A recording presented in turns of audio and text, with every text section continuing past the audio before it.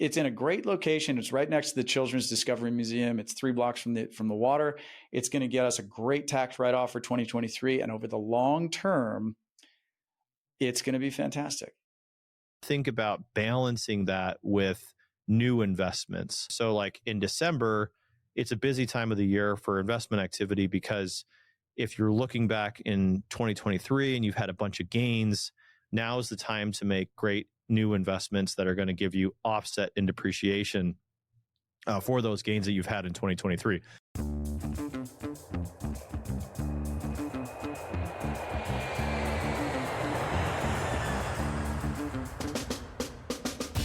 Welcome to Passive Income Pilots, where pilots upgrade their money. This is the definitive source for personal finance and investment tactics for aviators.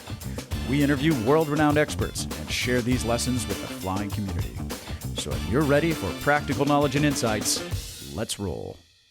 Welcome back to Passive Income Pilots, everyone. Tait here with my wonderful co-host, Ryan Gibson. Hello again, friend. Hello. How are you? Getting ready for the end of the year. Already. Can you believe it? Yeah, I'm getting my taxes ready actually for next year already. I've got all my K1s we're putting in the hopper and getting all that stuff buttoned up so we can get our investors their K1s next year. That's what I'm focused on right now. What are you focused on right now? You just had an awesome house purchase in Reno, right? Yeah. We just bought a house in Reno. We're going to get all into that because it's a tax strategy. It's a year-end tax strategy that I wanted to share. We've got some exciting and unique year-end tax strategy tidbits for you. And that's part of why we've had a little bit of a hiatus. I think it's worth mentioning since I think people have realized at this point that there might have been a missing episode or two there. Part of the reason for that is just Ryan and my schedule being so busy and this tax strategy that we're going to tell you about. We've been up in Reno trying to put this house together. So you're going to hear all about that. But before we dive in, let's just take it from the top. This is something that, I hear from CPAs all the time is, people want a CPA that strategizes with them and says, okay, here's what you need to be doing throughout the year. Well, most CPAs are too busy for that. They are focused on preparing your taxes. And when it comes to, a few days before April 15th, and people could say, hey, what can I do to reduce my tax bill? It's too late already. Too late. Yep. You got to do some things in that tax year in order to protect yourself a little bit. We're going to kick things off. Ryan is going to kick us off with a couple of his favorite strategies, and then I'm going to follow on with a few of mine, and hopefully it helps some people make some strategic moves. Obviously, we don't offer any tax, legal, or investment advice on this show. This is for educational purposes only. Consult with your CPA before doing anything serious. Don't come back to us and say, hey, that didn't work because of my specific situation. But this is all great for context, and I think we'll have some fun with it. So Ryan, what are some ways that you might be moving some money around in order to shelter some income this year? I've got 5 things that I focus on. Hit us. All right, let's do it. Number one thing, contributions to retirement accounts is something Excellent. that you want to get done. Number 2, any Roth conversions that you want to do with your retirement accounts are good things. Number 3, I'm going to steal the quote from the host of the show, Tait on the Poor Man's 1031 Exchange. We're going to talk about what I do there.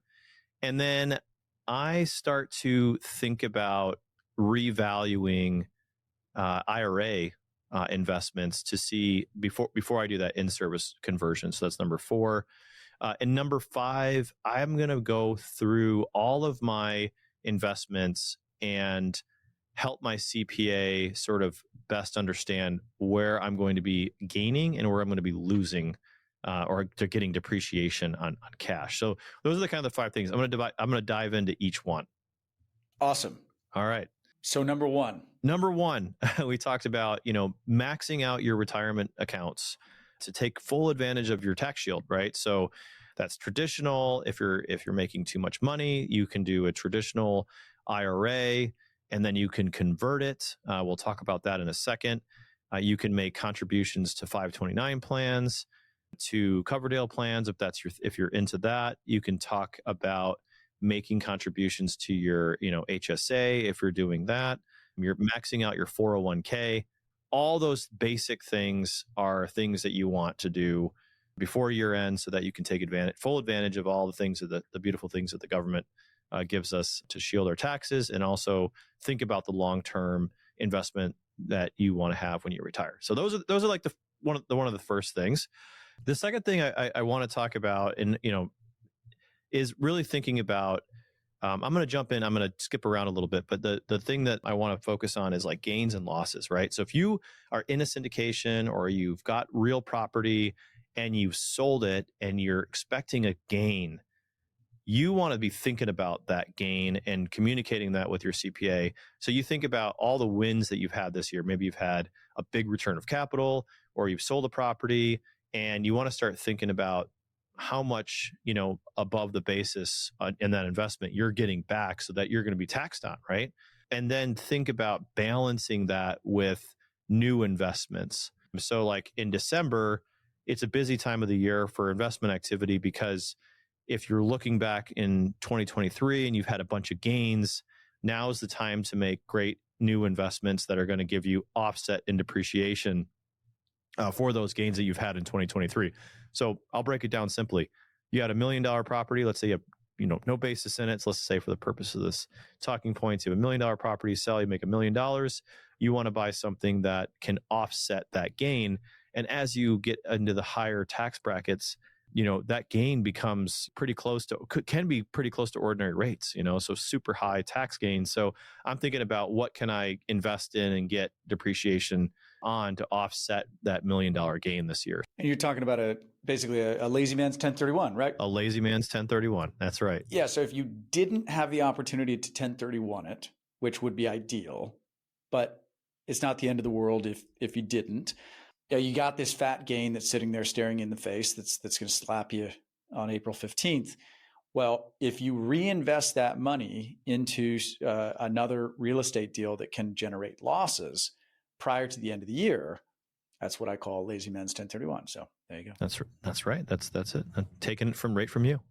The other thing that I really like is, so you might have a traditional IRA, right? And you can actually convert that to a Roth. And we all know it's the backdoor conversion, and they tried to take that away actually in a recent bill, but it's still there. We can do that. So you can put money into a traditional IRA, and I don't know what the limits are. 6,000 this year, or is it 6,500, something like that? I don't know. I can't remember what it was. I can look that up. But by the way, you can invest into 2023 up until April 15th of 2024. Just to be clear, you do not have to do this by December 31st. That's right. But the conversion has to happen by the end of the year, from my understanding. So okay.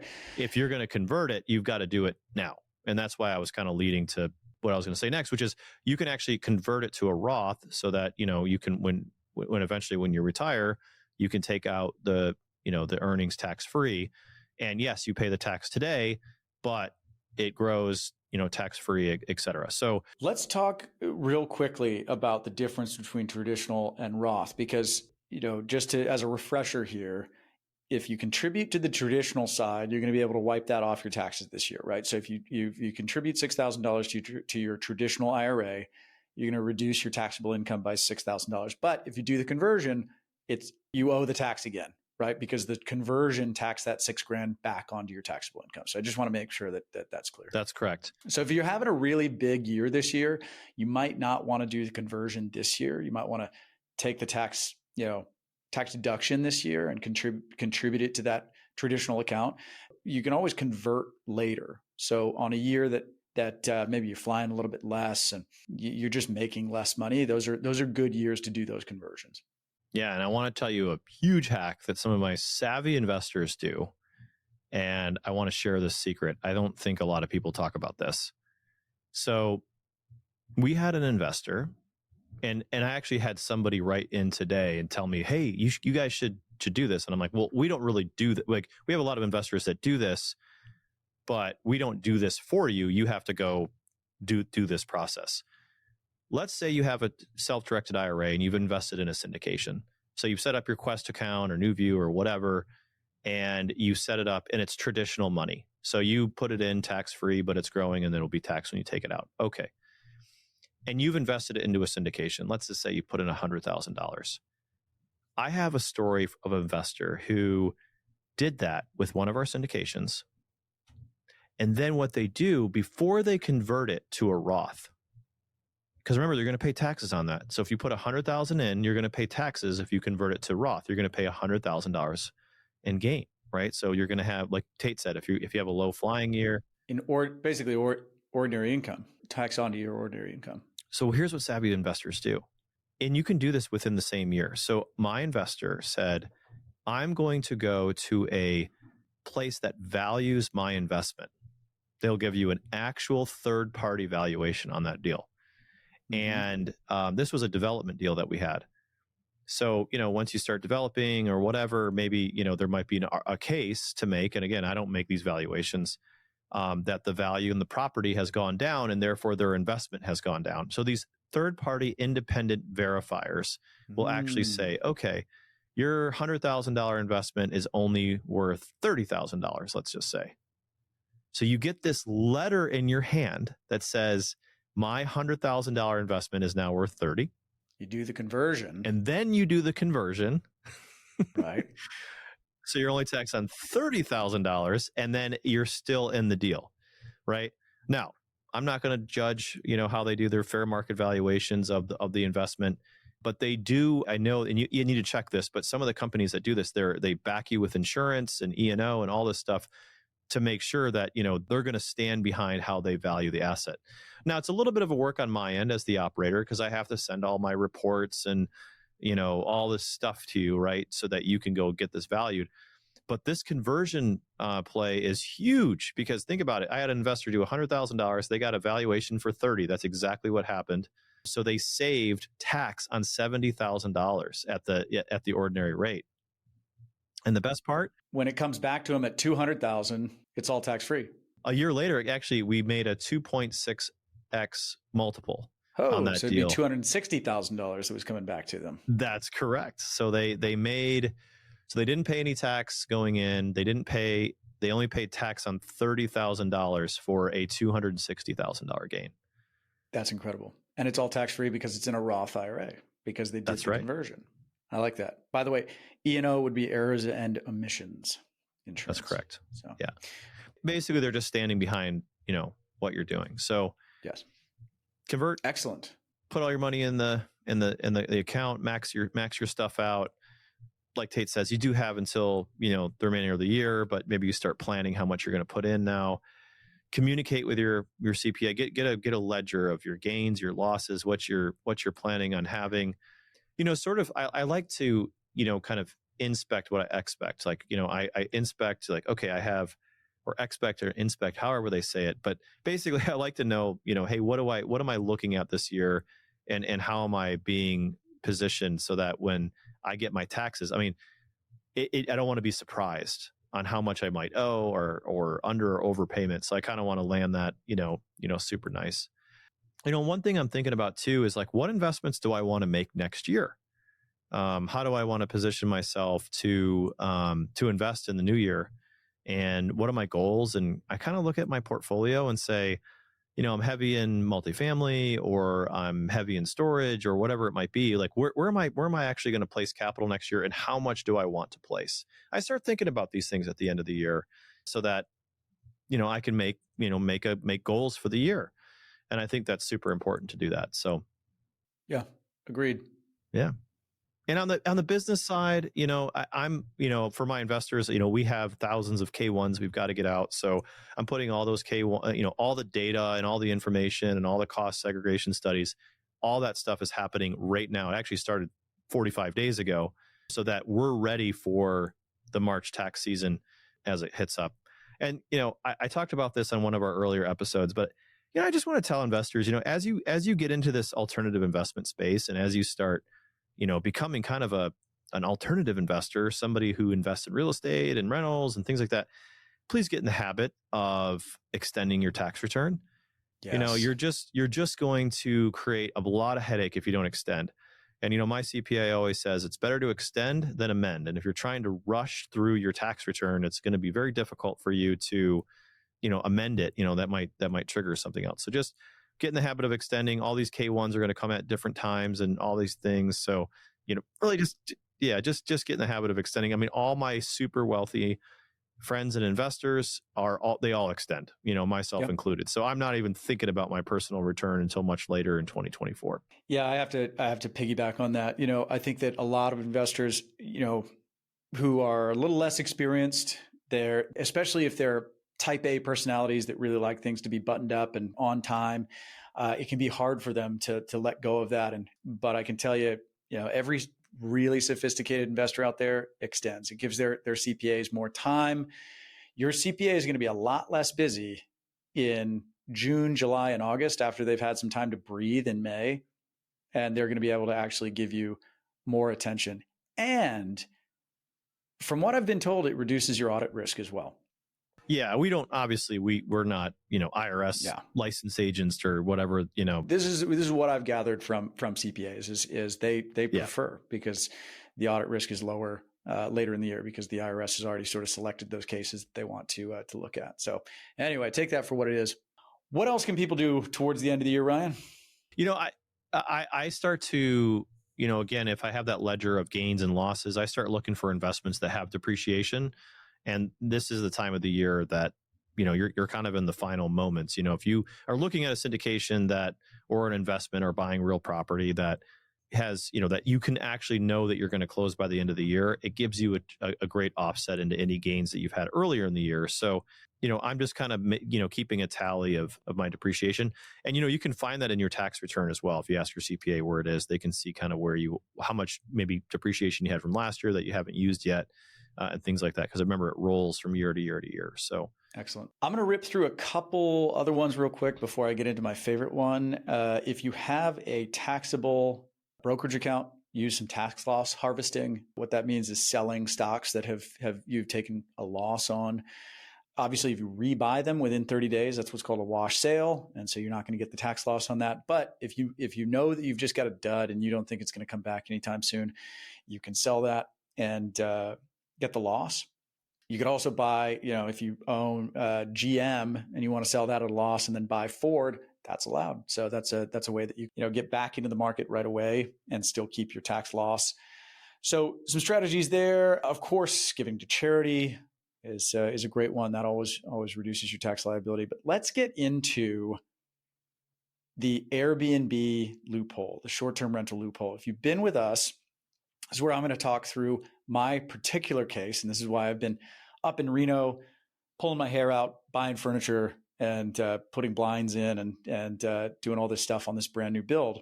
I think we all know by now, if you've been listening to this show, that real estate has this wonderful ability to use depreciation. We've talked through cost segregation studies with Yona Weiss.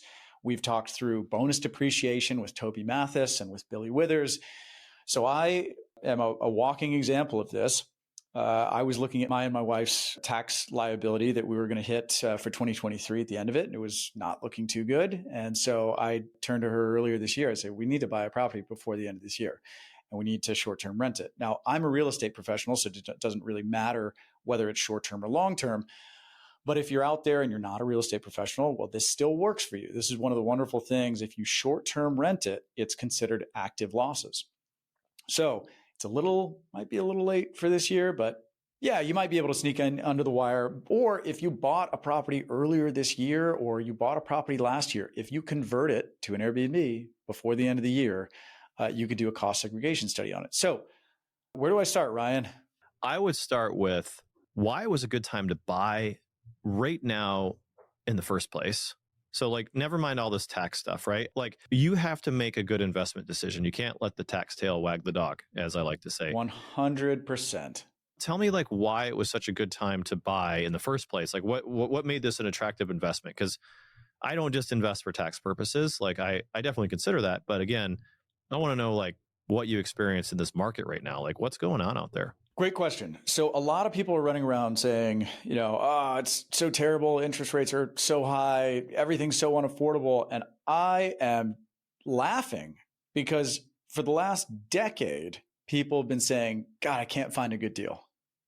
And it's well, which way do you want it? Do you want it? Do you want to find good deals, or do you want interest rates to be low? But you can't have your cake and eat it too. So I feel like this is the environment that we've been waiting for, at least for the last, 7 or 8 years. Since about 2017, everybody thought, we've reached the peak of the market. And of course, the market just kept going up and up and up and up. And everybody's going, God, it's so hard to buy deals. It's so hard to buy deals. Well, I've been keeping my eyes on the Tahoe and Reno market for a long time. I think it's a wonderful market, but the prices have been skyrocketing. I haven't found anything that really works. And this is our first short-term rental. I've got a lot of friends who've done STRs. We thought it would be fun.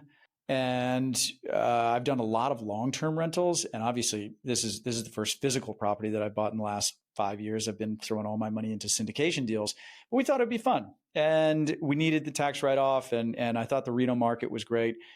But I tell you, the house that we found right in downtown Reno, it was listed for $739, and it had been on the market for about 30 days.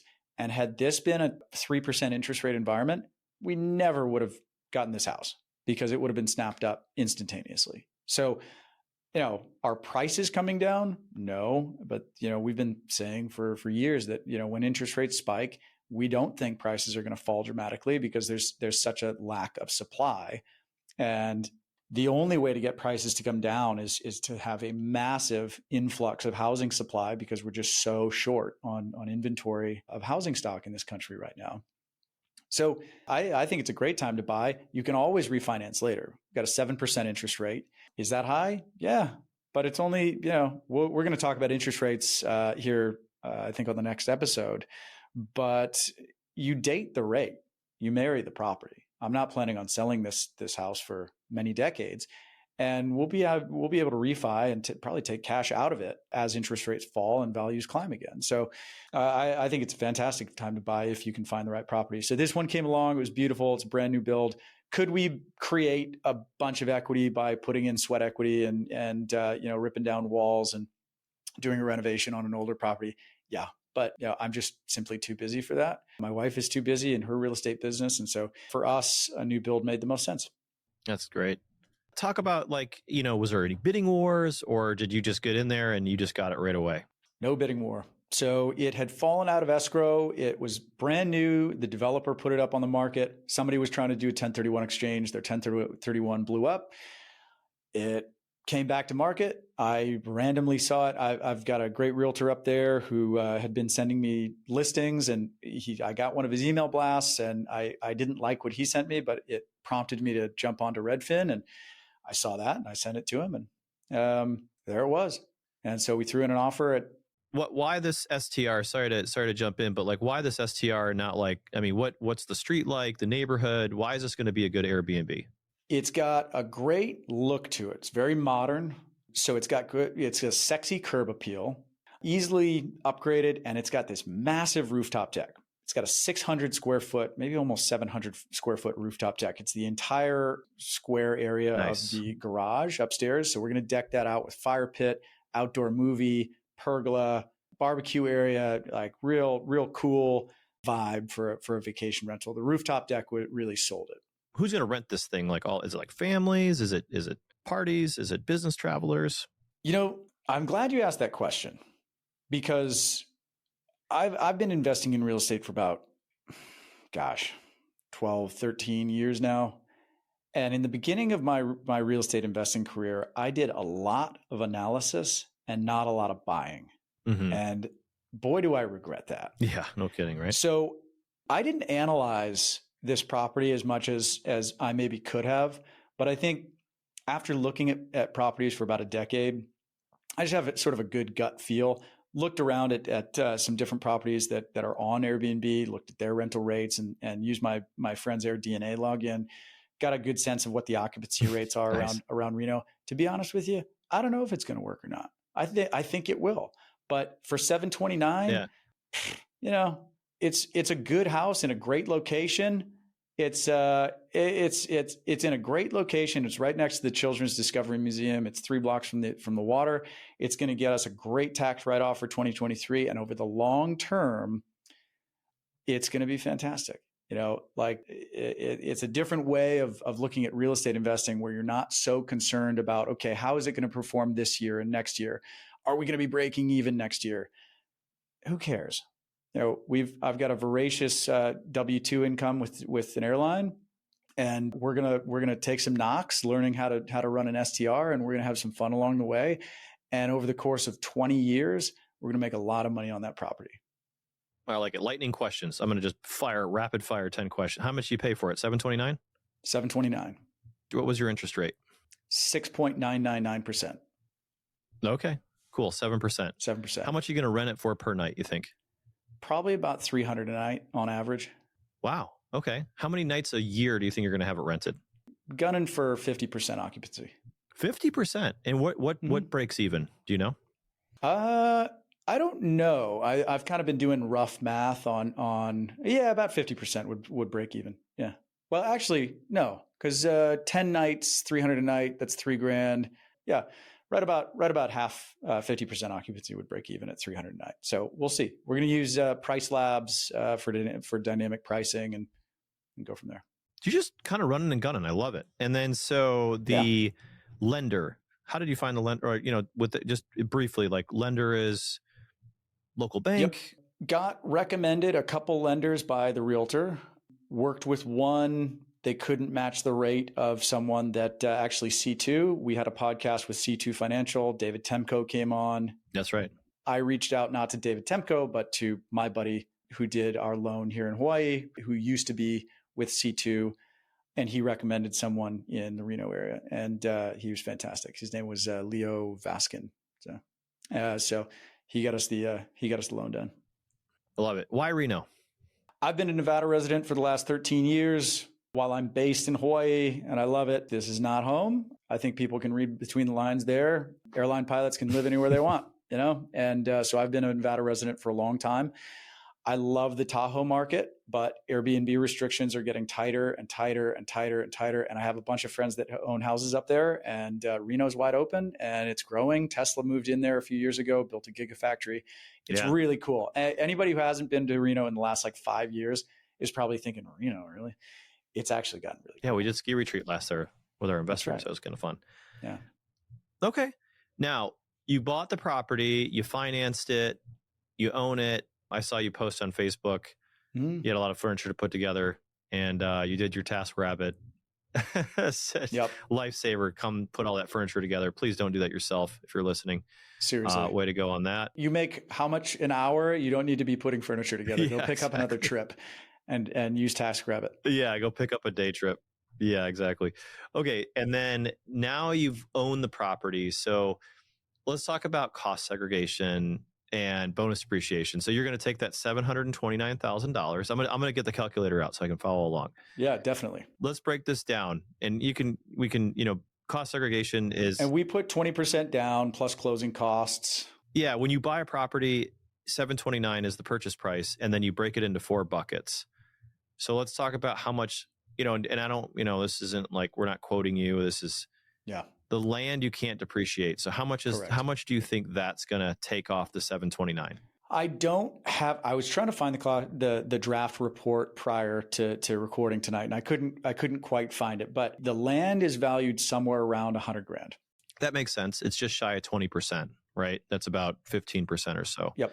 Okay. So you can't, so 729, and then you would subtract that from 729 minus 100,000, let's just say. That's pretty conservative, actually. Right. So we've got 629,000 of depreciable structure. Yep. And then, so 629. So, for the listeners dialing in, you divide that by 27.5, and that's what your depreciation, your automatic write-off is going to be without doing anything. So that's 22,008. And that's because the residential real estate depreciation schedule is over 27 and a half years. Yep, that's right. So $22,872 tax break just by showing up, right? If I just did nothing. If you just did nothing. Yep. All right. So there's $23,000, let's call it, to write off against your income. And now, since you're actively managing it, you get the real estate professional status, even though you had it prior. But if you didn't, you're actively managing the rental. So now you get this $22,000 break. But we're going to make this better, right?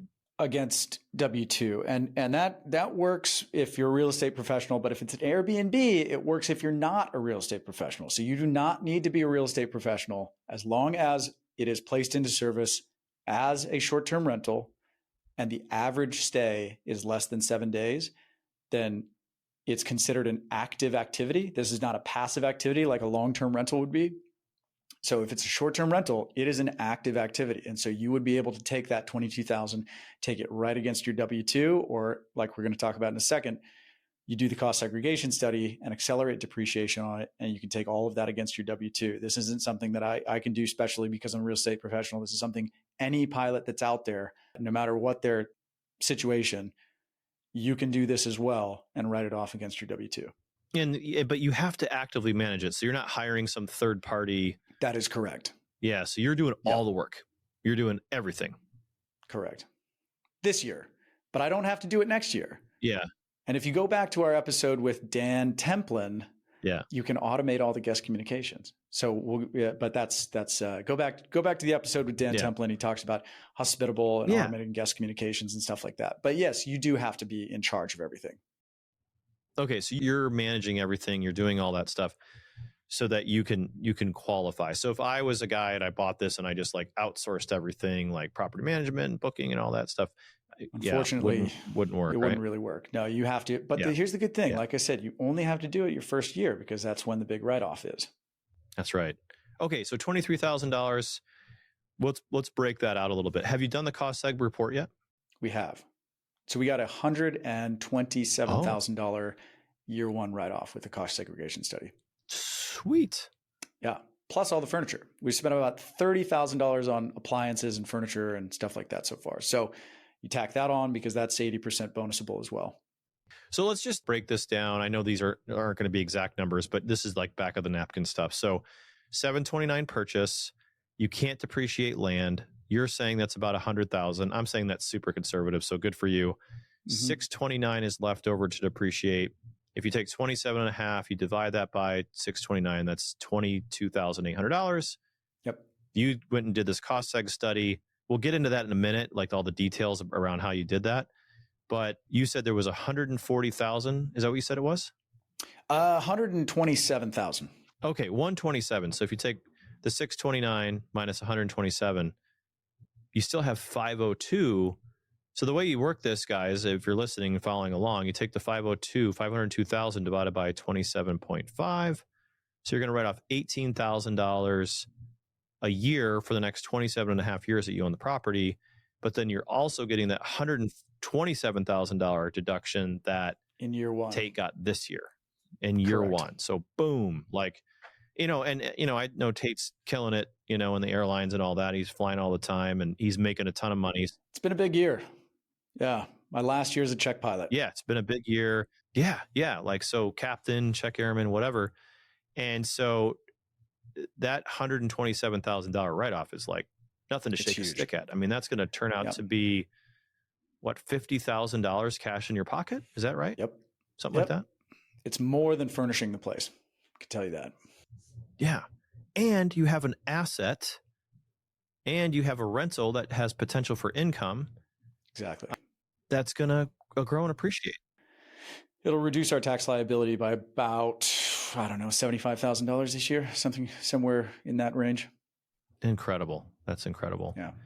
And it's a great place to put your money. So like, Tait could have taken, 20% and put it in a stock, right? I mean, right. and not had that tax break. Yeah, sure. It'd be passive, right? And that's an advantage, but now you have a hard asset that you can call your own. You call Nevada home, you go there to ski and hang out. And so now you've got long-term roots in the market. So yeah. And our total cash out of pocket, I think after closing costs was about $160,000. So to get a $150,000 tax write-off on $160,000 out of pocket, it's pretty amazing. Amazing. And what do you think you're going to spend like in time on this? Like really? It's that's a good question. It's been a lot of time. We've been up there 3 times now for multiple days, putting in 13-hour days, running around to furniture shops. And, at one point I had 5 people over. I had 2 people building furniture, 2 electricians working on various tasks and cleaner. And people running everywhere. We've got, blinds consultant coming in, with the big book, we're selecting fabrics for blinds, and Best Buy is installing the TV. And I mean, it's been crazy, but it's been fun. It's essentially like getting to spend a bunch of money to make someplace really, really cool. And I got to tell you, it's exhilarating, exhausting, and it's a little scary because we're spending our way into a brick wall saying, hey, I hope this works. But we have a good deal of confidence that it'll work out, especially in the long run. That's the thing. Is like, don't do this if it's your last $150,000 and you're going to be left broke afterwards, and the mortgage is it's going to be stressful to pay that mortgage if you can't get it rented. I'm fortunate to be in a situation now, 13 years into my career at Hawaiian Airlines, that I've got a great W-2, I've got a great base, I got a ton of passive income coming in from my syndication deals and from other properties. And so for us, it's, but that's how you build. That's how you build, is slowly but surely. And it takes, this is something we're going to talk about on the next episode as well, is the time value of being in the market. This is something that I'm benefiting from now, is I get to be a little bit more, shoot from the hip because I have the financial backing to do it. Totally. Now that you've put all this together, I think that our listeners are going to want you to make a blog on it. Okay. You're just going to have to talk about your journey in this house. We'll do it. I'm going to have a lot of resources for everyone. We have furniture lists. Yeah. We've figured out ways to get furniture at discounts through trade accounts. We've got all sorts of good stuff. So I'll put a bunch of information together for all the listeners once we wrap this thing up. You got to get on the other side of it. Let's get it rented first. I love it. Yeah. So if you're looking for a place in Reno, you know who to call. That's you know right. how to find us. That's right. We're going to call it the Stoke House. That's the name. Ooh. That's the name of it. I like it. Because, we figure to kind of go back to your question, who we think is going to rent it. If you're there for a wedding, if you're there and for some reason you're tacking on days before or after a ski trip, you're stoked for your ski trip, you're stoked for the wedding. It's the Stoke House, man. It's a cool place. Nice. I love it. I love the name. Who came up with that? It came to me. Our friends who run a bunch of Airbnbs were like, eventually you're going to have to figure out a name for it. And when they told us that at dinner, I was like, oh boy, what are we going to name this thing? And it just sort of hit me as I was coming down the stairs one day. I was like, this is the Stoke House. Yeah. Now, we've had so many episodes and guests and Airbnb and talking, and I'm sure you did you did some training and listened to podcasts. What was something that what was the biggest thing that like you had no idea that this was like, it was a shock to you or unexpected or like a major challenge? Ask me in a month. I'm sure I'll have something for you. Okay. Nothing yet. Nothing yet. Any regrets so far? Zero. I mean, be honest. Zero. The first, we closed on it in late October. The first mortgage payment is due tomorrow. And obviously we don't have any revenue. So that's where it's starting to get a little scary. It's like we're at least $30,000 into this with another $10,000 to spend. But it's really fun. It's really fun. There's no regrets so far. Is your listing live? Not yet, because we're working on the quote unquote tech stack next week, where we're going to, get it on Airbnb and connect it to Hospitable and connect that to Price Labs and, get all the software sort of going. But it'll be live, I'd say, in 2 weeks. Yeah. But it's been fun. What's been most fun is flying up there and sleeping on an air mattress, the first couple nights in a completely empty house. And like just college again. Yeah, it's fun. It's fun. It's just something different. Well, Tait, thanks for sharing your story. We look forward to your journey and following along with you and seeing how this goes. Thanks. And with that, we're going to wrap up. Thanks everybody for, Absolutely. And hey, but I just want to reiterate that if somebody wants to use this strategy, like we said, it might be a little late to buy something and close on it and list it this year. But if you own something that you want to turn into a short-term rental, it's a great strategy. Talk with your CPA. Great time. Yeah. Excellent. Thanks everybody. Catch you on the next one. See ya.